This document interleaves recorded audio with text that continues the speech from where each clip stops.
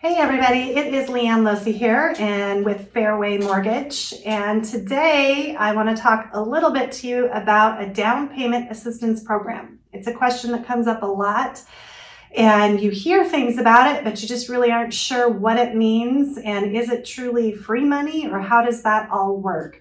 So first, yes, down payment assistance programs exist and they are out there and they have been out there for many, many years. So this is not something new or a new concept.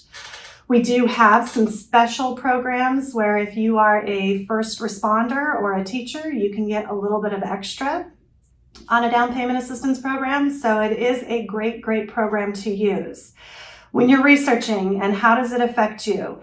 It doesn't matter who you use. One of the things is you've got to go to somebody who is certified, and that's really about it. There's a list of all the lenders out there that are certified and able to do and use the down payment assistance program, but we're all pulling the money from the same place. So the rates are set, they're set online, and your rate is what it is when it is reserved. So if anybody tries to tell you that they're going to beat the rate, they're not. It's going to be set by the bank that is giving the down payment assistance. So that is one of the big misconceptions. The second is there are income limits. So there are two types of down payment assistance. There is one that is like grant money. They file a second lien against your property when you go to buy it, and you do not have a payment on it. You do not have to pay it back depending on where your income limit is. They call it a forgivable loan.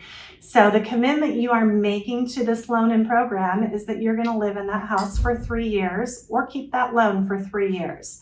If you pay it off or sell within that first 3 years, you will pay a portion of that down payment back to them. But that's the commitment that you are making.